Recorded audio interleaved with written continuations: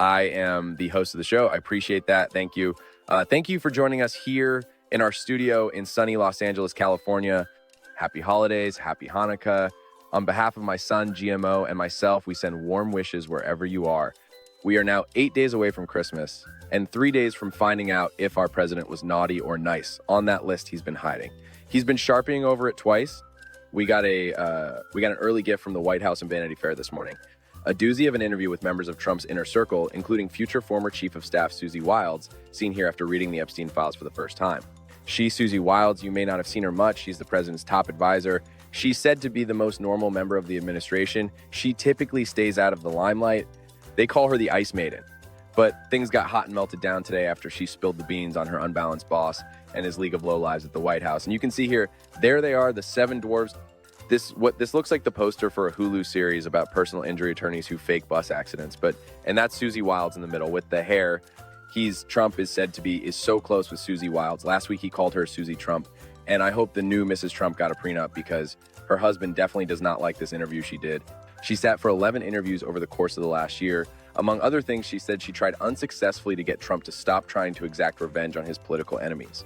She admitted that the attempts to indict the Attorney General of New York, Letitia James, were acts of retribution.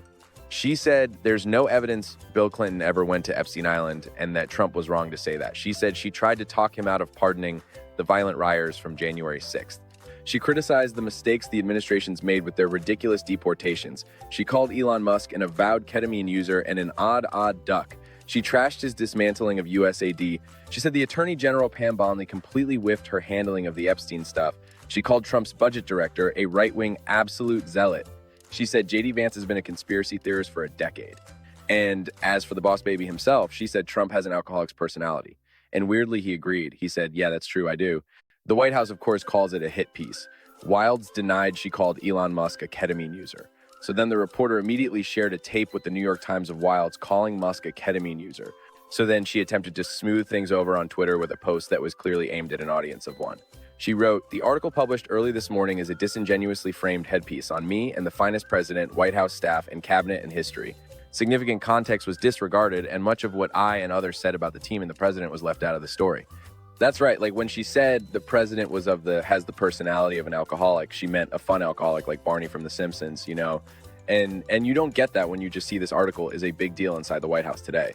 According to an inside source, everyone there is shocked and confused, which is kind of shocking and confusing because not only did these people sit for multiple interviews, they took part in an elaborate photo shoot. Here they are in another setup. This is between the two. See, poor J.D. Vance got stuck in the crease just like he does when he gets sexy with his couch at home, you know. But you must hand it to J.D. Vance. He sees this as a teachable moment. The last thing I'll say is if any of us have learned a lesson from that Vanity Fair article, I hope that the lesson is we should be giving fewer interviews to mainstream media outlets. That's right. From now on, we will only speak to our loyal Newsmax mannequins and no one else. And here's what he said about Susie Wilds calling him a conspiracy theorist. Well, first of all, if Susie is like, I'll trust what you said. I haven't looked at the article. I of course have heard about it. But conspiracy theorists, sometimes I am a conspiracy theorist, but I only believe in the conspiracy theories that are true, right? Exactly what a conspiracy theorist would say. That Goomermer is one midnight bacon, double cheeseburger away from being president of the United States. They had a Hanukkah reception at the White House tonight. Trump ate 4 latkes and 2 yarmulkes. It was weird. I wonder if he forced them to say Merry Christmas. You know, among the many wars Trump's been bragging about ending, he seems most proud of ending the war on Christmas. Nobody loves to take credit for the words Merry and Christmas more than our own rant Santa Claus. When I become president, we're all going to be saying Merry Christmas again. That I can tell you. Very soon we're going to start saying Merry Christmas again. I told you that we would be saying Merry Christmas again, right? They weren't saying Merry Christmas. Now they're saying Merry Christmas again. And did you notice that everybody is saying Merry Christmas again? Did you notice? And now they're all saying Merry Christmas again, right? They're all saying Merry Christmas again. But they say Merry Christmas again, don't they? Right? Whole different thing. They say Merry Christmas at least. And it's very important. You weren't allowed to say Merry Christmas. I got it back. We did it. And now everybody's saying Merry Christmas again. Happy Hanukkah. That's right. It's almost like we never stopped saying Merry Christmas in the first place, you know? Oh, I don't know if you heard, there was a very big announcement at the White House last night. Donald Jr. somehow got in and revealed that he is engaged to his girlfriend, Bettina Anderson. There they are together. I think we just figured out why Daddy's building that ballroom, huh? According to People magazine, Bettina is an advocate for a foundation that funds research for the treatment of depression, which is something she will definitely need being married to Donald Trump Jr. Don Jr. was previously engaged to Kimberly Guilfoyle. But one of the many perks of your dad being president is he could just make your ex the ambassador to Greece and send her far, far away. She now lives 60 miles away in Athens. This is her official ambassador photo. And if that's not a face that says stoked to be in Greece, I don't know what is. Kimberly Guilbeault is a very interesting character. You know, she was married to Gavin Newsom and engaged to Don Jr. No woman in America has run her fingers through more hair gel than Kimberly Guilbeault. And you know who else is getting hitched? Marjorie Taylor Greene. Congratulations to Marge, who announced her engagement last night. To Brian Glenn, a reporter from Real America's Voice. There they are together. Glenn says his new fiancée is nothing like she seems to be in public. The Marjorie he knows, he says, is very sweet, which is the same thing you hear from people who own pit bulls.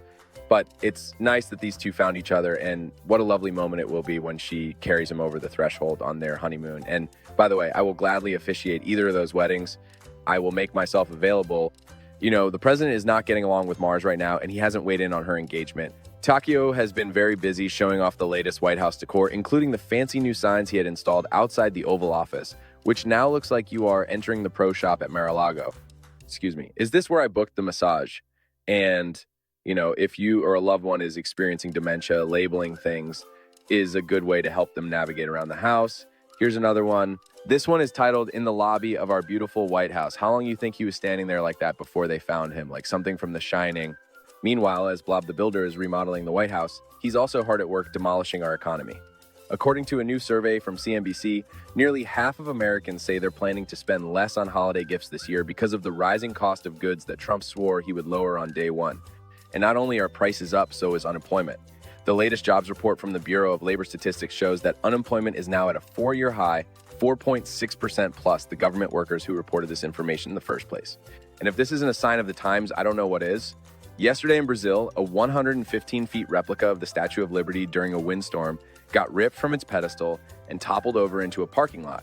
Is there a more fitting metaphor for what's going on right now than the fact that Lady Liberty came crumbling down, but the McDonald's still up? You know, every day we come across scenes like that one thanks to our hardworking crew of TV watchers. And while I know that watching TV doesn't sound like it's hard work, it is. These vitamin-deficient young men and women scour the screen day and night to bring us the best of the best.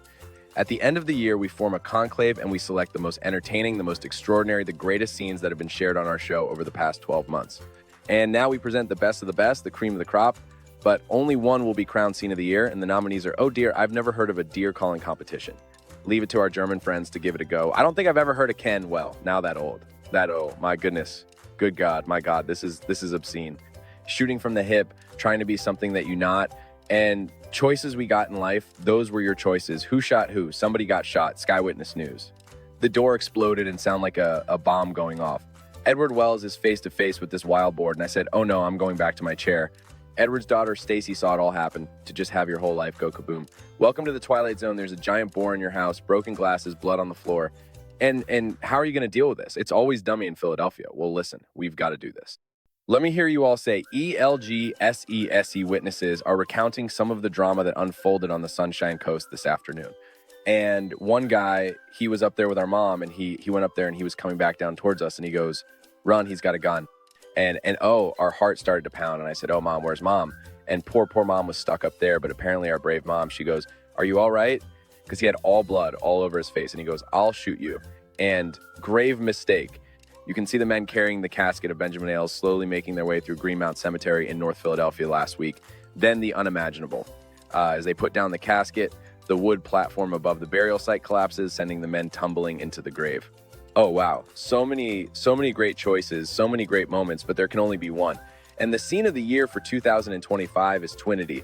And here to accept the award for Scene of the Year all the way from Queensland, Australia. This is their first time ever leaving their country. Wow. Hi there. Congratulations, please. We'd like to thank Jimmy. We'd like to thank Jimmy and Jimmy Kim Woollife. We also like to thank our brother Jason, our mom and dad, and the volunteers who volunteered their time at Twins Pelican and Seabird Rescue. We are so honored to receive this award. Ladies and gentlemen, our Scene of the Year winners